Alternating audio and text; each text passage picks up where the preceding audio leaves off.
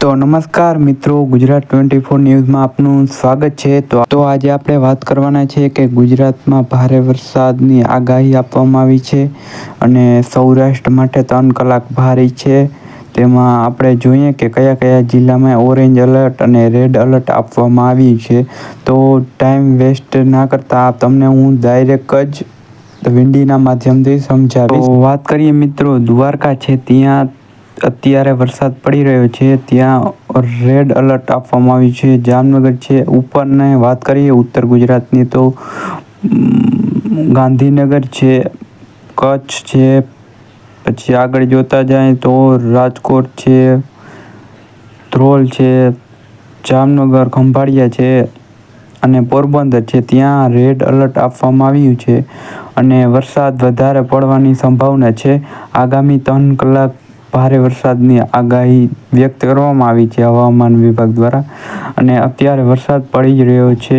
જામનગર હોય કે દ્વારકા હોય ત્યાં અતિભારે વરસાદની આગાહી છે અને અમુક જિલ્લા એવા છે કે ત્યાં ધીમે ધારે વરસાદ પડશે કે તે સિસ્ટમના લીધે આગળ 3 કલાક પરિવર્તન થશે ત્યારે જોરદારનો વરસાદ વરસવાની સંભાવના છે.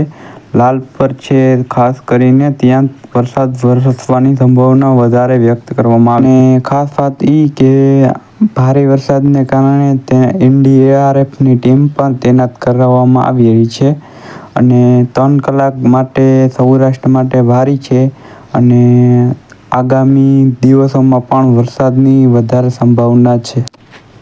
ખાસ કરીને પોરબંદર છે, સોમનાથ છે, દ્વારકા છે, બેટ દ્વારકા એવા જિલ્લામાં આ સિસ્ટમ અત્યારે સક્રિય થઈ છે તો વરસાદ પડવાની વધારે સંભાવના છે. આગળ જોશો તો 2 કલાક પછી ખંભાળિયામાં આ સિસ્ટમ સક્રિય થવાની સંભાવના છે વ્યક્ત કરવામાં આવી છે. આ સિસ્ટમ ત્યાં પણ રેડ એલર્ટ આપવામાં આવ્યું છે.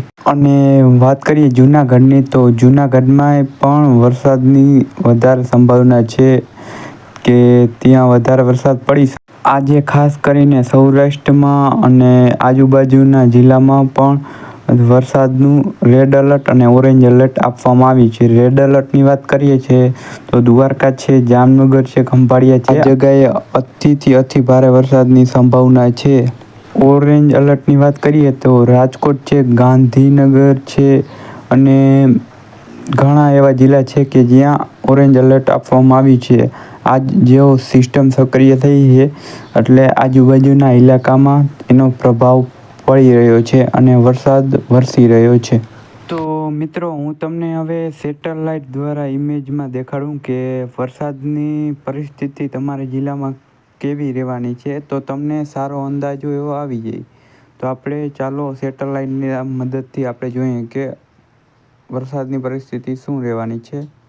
આપ સામે સ્ક્રીન પર જોઈ શકો છો. તમે જોશો તો ખબર પડશે કે ખંભાળિયામાં જે રેડ એલર્ટ છે ત્યાં પણ સિસ્ટમ સક્રિય થશે આગામી કલાકોમાં અને પોરબંદર છે ત્યાં પણ થશે અને આજુબાજુમાં તમે કાળા વાદળ પણ જોઈ શકો છો. તો તમને સરળ રીતે વિંડીમાં સમજાઈ ગયું હશે કે કયા જિલ્લામાં વરસાદ પડવાની વધારે સંભાવના છે.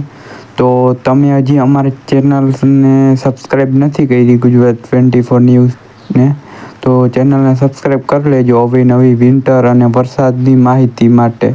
તો ચેનલને સબસ્ક્રાઈબ કરી અને બેલ આઇકોન ઓન કરી જેથી અમારો નવો વિડીયો આવે તો તમારે પહેલાં જોઈ શકો અને